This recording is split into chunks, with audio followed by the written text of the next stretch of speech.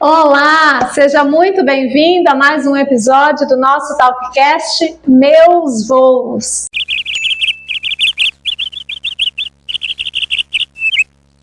E hoje estou com um convidado incrível que eu tenho certeza que você vai adorar ouvi-lo dizer, porque o assunto é dos bons. Mas como sempre, eu vou deixar que ele mesmo se apresente. Seja muito bem-vindo, diga às pessoas quem você é e o que você faz aqui. Olá, Grise. Olá. Boa noite. É um prazer estar aqui com vocês. Meu nome é Murilo Botelho, sou empresário por vocação e também palestrante nas horas vagas, né? Como dizem alguns amigos, mas hoje está se tornando aí o nosso principal trabalho. Que ótimo! E me conte, Murilo, o que você faz aqui no Espaço Beija-Flor? Por que nós estamos aqui nessa conversa, que nosso sorriso não fecha hoje, nós estamos assim radiante. Conta para as pessoas o que vem pela frente. Então, saiu aqui um projeto, né? Vamos dizer assim que a gente pariu um projeto aqui em comum, que era uma realização de um sonho meu e graças a tudo que você conhece, né? Você me ajudou a formar isso de uma forma mais leve e como a gente poder ajudar algumas pessoas nas escolas, né? Vamos contar o nome? Eu conto ou você conta? Conta aí. Projeto Revoada. Uau, o que será que é isso? Murilo vai te contar agora. O que é, Murilo, Projeto Revoada? O Projeto Revoada, como idealização, é um trabalho que eu fazia nas escolas, né? Uma palestra de prevenção a drogas e prevenção ao suicídio. E a gente levava isso somente em forma de palestra, onde ele tinha uma duração de 1h30, só que essa palestra ela não abrangia toda a estrutura da escola, né? E vai ter um diferencial aqui agora. E como nasceu esse projeto? Claro que o Projeto Revoada nasceu hoje, ele partiu né, aí dessa sua experiência anterior. E essa sua experiência anterior, como surgiu? O que aconteceu que fez você despertar para esse trabalho?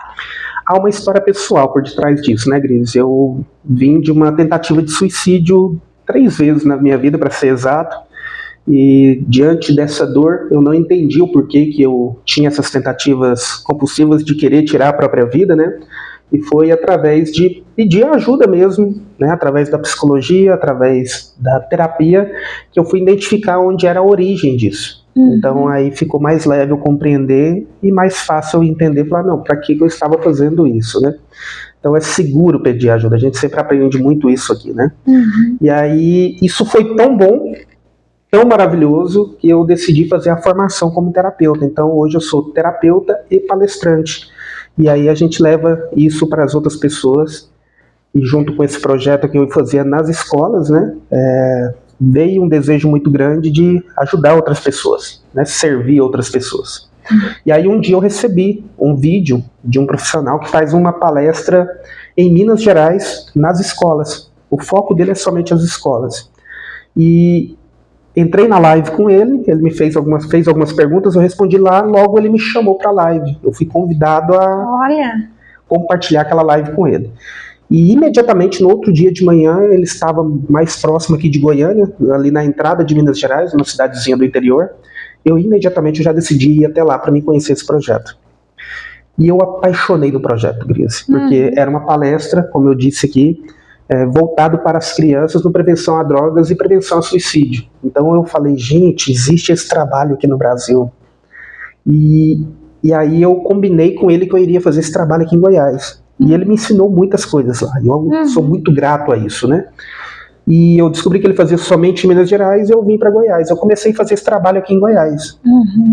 E aí que quando começou a cair a ficha, que eu falei, eu fui picado ali pelo propósito. Porque eu vi... Esse mosquitinho do propósito, quando pica, é muito difícil da gente se livrar dele. Eu sempre me perguntei qual que é o meu propósito. E é a dúvida de muitas pessoas, né? E ali eu senti um prazer imenso em fazer aquele trabalho. Desde então começam as histórias que a gente conta, né? Crianças que chegaram no final de uma palestra e falam assim, tio, eu não quero mais tirar minha própria vida. Então aquilo tocou profundamente no coração. Eu falei, nossa, eu estou fazendo algo realmente que importa. Não é simplesmente o dinheiro, mas é algo que está salvando vidas, né? Até o dia que eu vi uma criança que O pessoal da escola não sabia que ela era molestada pelo padrasto. E ali ela teve a confiança de chegar até mim e me contar aquilo, e logicamente ali mobilizou todos ali, e já teve uma prisão imediata ali daquele padrasto em flagrante. Então a gente vê uma mobilização geral ali da equipe, né? E você falando disso, né, me faz ter aqui o desejo de compartilhar com as pessoas essa que é uma preocupação que nós temos, né, nós da área da saúde mental, né, que trabalhamos esse desenvolvimento humano. Grande parte das crianças, dos adolescentes que são abusados de alguma forma, passam por esse processo dentro de casa.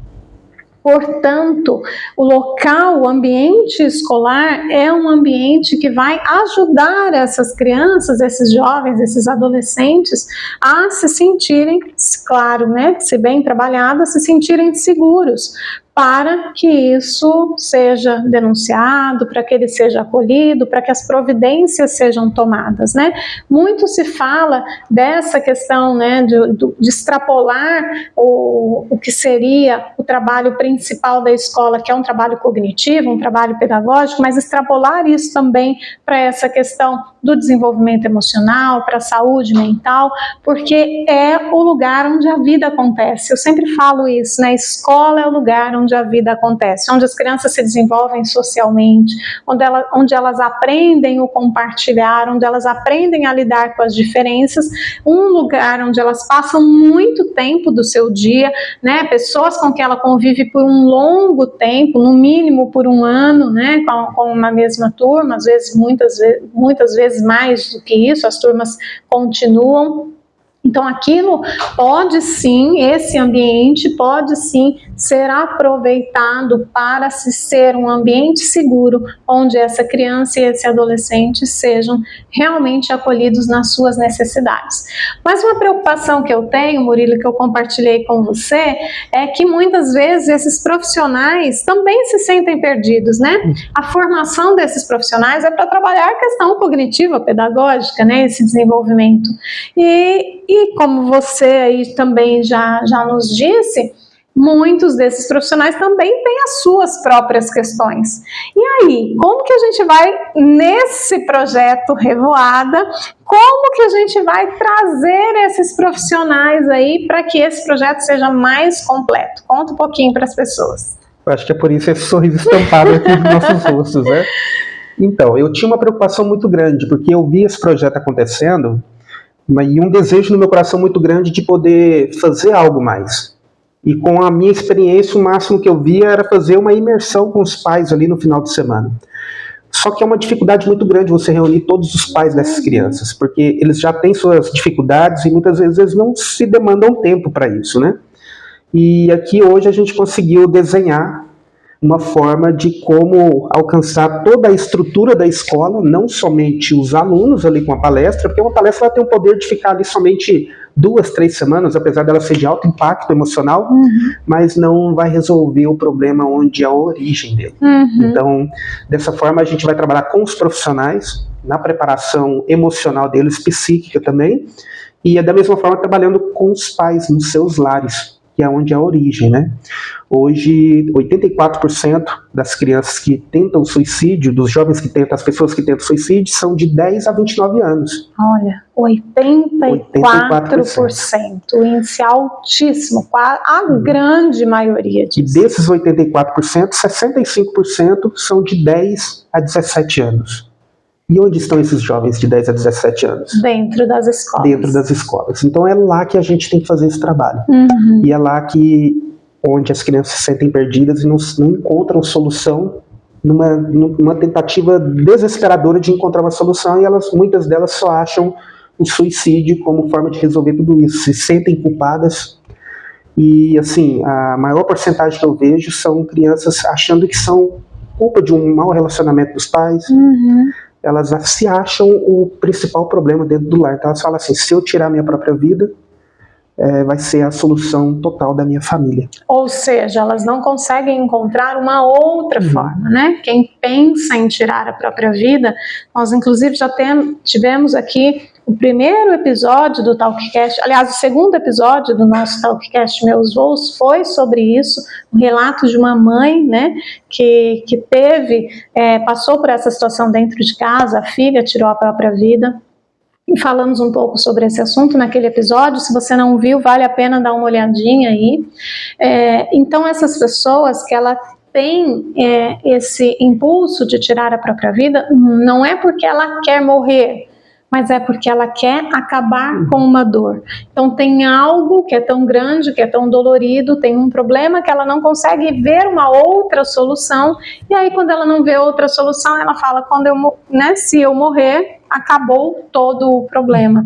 Então é isso que está por trás dessas questões, além de todas essas questões que nós falamos aqui, né, de abuso, de sofrimentos, de lares muitas vezes conturbados. E eu acho importante a gente frisar também, porque senão fica parecendo que são sempre situações muito drásticas, né, situações muito grandes que existem, que precisam ser vistas e cuidadas, mas nós temos as situações, entre aspas, da normalidade, né? Aqueles lares que, ok, os pais vivem juntos, ok, os pais estão ali, mas que muitas vezes essas crianças, esses jovens estão de algum modo abandonados, principalmente nessa era digital, onde está cada um com o seu celular, cada um com as suas questões, onde os pais estão cada vez mais ocupados, a demanda gigantesca em cima desses pais, que precisam cumprir inúmeras tarefas, inclusive quando chegam em casa e não conseguem soltar do celular porque tem tarefas do trabalho para fazer, ou mesmo porque estão viciados, né? Todos nós estamos viciados nas redes sociais, estamos viciados no online, e essas crianças e esses adolescentes estão ficando abandonados. Na experiência que você tem junto a essas escolas, como você vê essa relação, essa ligação entre pais e filhos na atualidade? A maior porcentagem que eu vejo é até um fato um pouco preocupante.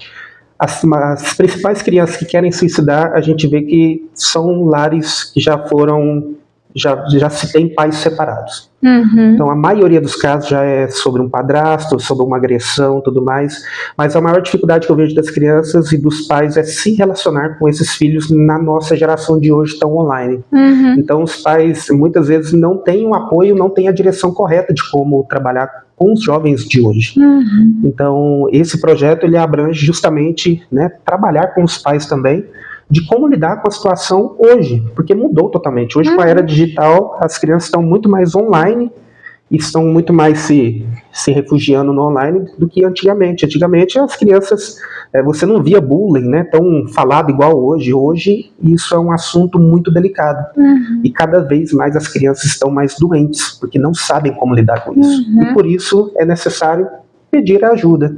E tem muitos pais que têm dificuldade de pedir ajuda. Muitas vezes fala assim, não, meu filho não tem jeito. Eu já fiz de tudo com a minha filha, já fiz de tudo com o meu filho. E não é, muitas vezes, uma direção, uma ajuda, na busca da terapia, na busca de ajuda, ela consegue ter uma direção para cuidar melhor desse lar que muitas vezes está destruído, né? Muitas vezes é só falta de ferramentas, né? Uhum. E através desse projeto Revoada, nós juntos temos aí mais uma missão que o Espaço Beija-Flor Que missão, né? abraça, uma missão grandiosa. Eu sinto o peso da responsabilidade que isso me traz, mas com leveza, mesmo sendo uma grande responsabilidade, porque entregar essas ferramentas para esses pais, para esses profissionais da escola de modo geral, não só os professores, porque muitas vezes lá o rapaz que fica no portão da escola, ele tem acesso às informações, porque os meninos, enquanto estão ali esperando os pais chegarem, eles estão conversando, é esse tio do portão que escuta as histórias muitas vezes, é na cantina, porque é na hora do recreio que a coisa acontece. Então, o nosso projeto, ele vai abranger toda a equipe, toda a comunidade escolar, todos aqueles que têm algum tipo de acesso a essa criança e a esses pais. Então, por isso que eu estou tão feliz. Só um detalhe aqui que você falou sobre o tio, né, sobre os profissionais que ali estão. toda vez que a gente realiza a palestra, antes da palestra, a gente reúne todos os profissionais ali na sala dos professores e já prepara eles para o que vai acontecer ali na palestra. Porque a criança ela vai se emocionar, ela vai sorrir, ela vai se alegrar, mas naquele momento, né, eu passo algumas orientações e quando chega no final da palestra, tem uma pergunta muito forte que eu pergunto para os alunos em geral ali. Eu já estou ali dominando, né, todo o emocional das crianças, no final elas estão ali totalmente entregues, né, para a atração principal, que é o palestrante, conduzindo tudo isso de forma correta. E aí eu pergunto, né, quem são as crianças aqui, se você já teve pensamentos suicidas, em algum momento você achou que a solução era somente tirar a própria vida. Quem aqui já pensou em tirar a própria vida? E quando levanta aquelas crianças, os profissionais que estão ali posicionados, quando termina a palestra, eu vejo no olhar deles a surpresa, mas ao mesmo tempo eu já sabia. Eu só não tinha certeza. Porque a gente vê as crianças totalmente entregues ali, com crise de ansiedade, elas soluçam, né? Porque viu ali alguém que ouve elas e que entende o que elas estão passando. E muitas vezes o tio ali do portão, o professor, sabe que está acontecendo alguma coisa com aquela criança, mas não sabe o que fazer. Não tem as ferramentas necessárias. E não dizendo que os professores não estão bem preparados, mas é porque eles não sabem como lidar diretamente com essa questão do suicídio, com a questão das drogas. Tem crianças hoje de 13 anos grávidas nas escolas, então são coisas novas que estão acontecendo que muitas vezes os profissionais estão de mão atadas sobre o que fazer. E eu, em nome do Espaço Beija-Flor, em nome desse projeto Revoada, eu quero abraçar esses profissionais, né? Vocês já devem saber, já devem ter me ouvido falar aqui algumas vezes que eu sou professora de formação. Antes de me tornar psicóloga, inclusive, eu já era professora. O magistério ele tem um lugar muito especial no meu coração. Eu hoje sou professora da pós-graduação e da graduação de pedagogia, então pós-graduação na área de educação, então eu trabalho diretamente com professores. Eu sou consultora de escolas, né? Trabalhei em várias escolas já aqui em Goiânia e vira e mexe, alguma escola me chama e eu tenho esse carinho realmente muito especial pela equipe, não só pelos professores, mas pela equipe em geral, porque são aqueles que estão à frente. Muitas vezes as crianças convivem mais com a equipe escolar do que com os próprios pais dentro de casa, né? Tem escolas aí que tem período integral, período estendido, e essa criança fica, e esse adolescente, a criança no período integral, o adolescente de ensino médio, ele vive mais na escola do que em casa, porque à tarde tem aula de reforço disso, daquilo, tem grupo de estudo, tem isso, tem aquilo. Os pais mal veem os próprios filhos, né? E eu não estou aqui criticando os pais em relação a isso, estou dizendo que a nossa vida, ela tomou um rumo diferente, e essa convivência, ela tem sido pequena diante da necessidade da formação desse ser, né, nessa criança ou desse adolescente. Então, dentro desse projeto, nós tomamos esse cuidado, assim, com muito carinho, de oferecer essas ferramentas a esses profissionais para ampliar, porque eles já fazem um trabalho incrível, digno de aplauso, porque não é simples. Palmas para todos. Equipe educacional tem um lugar muito especial no meu coração. E agora nós vamos oferecer mais ferramentas a eles. Sim, estamos aí para servir. Ai, Murilo, eu tô em êxtase. Vocês sabem que eu não consigo esconder a minha alegria. Estou muito, muito, muito feliz. Quero te agradecer por ter trazido para o Espaço Beija-Flor esse projeto tão lindo que você já tinha. Quero te agradecer por essa motivação, né, assim, da sua vivência pessoal, que eu imagino que não tenha sido simples. Quero te agradecer pela força que você teve por passar por tudo isso, dizer que bom que você está aqui, que você está na vida, que você ficou e que nós temos juntos agora um grande propósito.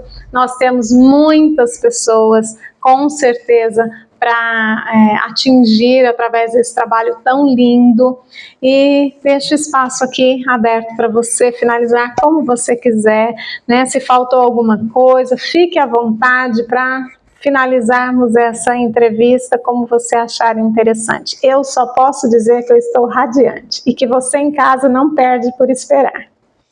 Então, eu acho que a mensagem a gente pode direcionar aqui totalmente às famílias, né? Que acreditam que não há mais jeito para os seus filhos. Eu já tive a oportunidade de falar com vários pais que falaram assim: Murilo, eu não sei mais o que eu faço com meu filho, eu não sei mais o que eu faço com a minha filha. Então, trazer ferramentas e mostrar para eles que há algo que pode fazer através de pedir ajuda, né, para profissionais, tanto na área psicológica quanto na terapêutica. Existem ferramentas que vão ajudar o seu filho e você também, porque a responsabilidade também é dos pais ali, porque alguma coisa pode estar em desordem. E aqui a gente vai conseguir mostrar, apontar, né? A gente não tem a cura para isso, mas a gente consegue te mostrar a origem disso e onde isso pode ser trabalhado para poder descobrir o que é, por que esse motivo, por que essa criança quer tanto morrer, por que essa criança quer usar drogas, porque alguma coisa aconteceu. Porque ela é rebelde, né? Porque que ela não está aprendendo, porque que ela está com problema no relacionamento com os colegas, porque a gente fala das coisas grandes, mas a gente também fala das coisas corriqueiras, né? Do dia a dia ali, das crianças que nem chegaram a pensar, graças a Deus, em suicídio, em drogas, em nada disso, mas que estão ali com comportamentos disfuncionais também, mostrando uma dor. E é interessante que a classe econômica não julga. A gente vê muitos pais dando tudo para os filhos. E quanto mais dá para os filhos, menos eles agradecem e mais eles não esperam estar na vida. E muitas vezes acusam os pais de falar assim: a minha vida é uma merda e graças a vocês eu não tenho uma vida melhor. Então não é sobre classe econômica, não é sobre onde você mora, mas é simplesmente sobre alguma disfunção que pode estar acontecendo e que você, pai, sem ferramentas, não está conseguindo enxergar. Então nós aqui, como profissionais, com toda a nossa equipe aqui, que não é pequena, a gente vai abraçar as escolas, vamos abraçar os profissionais da rede de ensino, que não é tão amparada, né? Há uma deficiência muito grande de amparo para essas questões, e a gente vai conseguir trazer ferramentas também para vocês pais. Então acreditem, tem como resolver isso. Nem tudo está perdido. E nós estamos aqui para te dar a mão nas suas dificuldades. Eu sei, como mãe, que não é uma tarefa fácil, né? Eu tenho um olhar muito especial para os pais. Os pais não erram porque querem errar. Não, até hoje eu não conheço nenhum pai, nenhuma mãe que erraram por vontade própria. A gente erra sim, porque eu também sou mãe. Acontecem, né? Muitas situações que a gente poderia fazer diferente. Mas muitas vezes a gente não consegue, não tem as ferramentas, não tem o conhecimento, não sabe como fazer. Então, eu tenho um trabalho de orientação de pais aqui no meu consultório já há muitos anos. Esse trabalho, ele dá frutos, assim, resultados incríveis, e agora o que a gente vai fazer é ampliar isso, né? Trabalhar os alunos, os pais, toda a comunidade educativa, todos aqueles profissionais que estão aí em torno desses alunos, para juntos seguirmos num propósito, para valorização da vida, para valorização da família, para que essas crianças e esses adolescentes se desenvolvam de um modo saudável, e só assim nós teremos uma sociedade, um mundo melhor, né? A gente fala tanto de um mundo melhor, mas o trabalho que precisa ser feito começa por aí.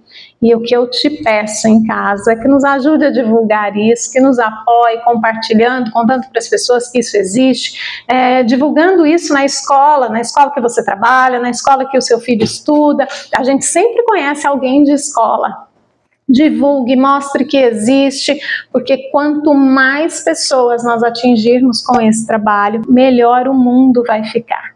Então, muito obrigada, Murilo, por estar aqui comigo, por estarmos juntos nesse projeto, por vir aqui contar para as pessoas isso tão grandioso que nós estamos fazendo. E a você que está nos assistindo ou nos ouvindo, muito obrigada por estar aqui conosco até agora, e contamos com a sua ajuda na divulgação disso. Um grande beijo, fique com Deus e até o próximo episódio. Tchau, tchau.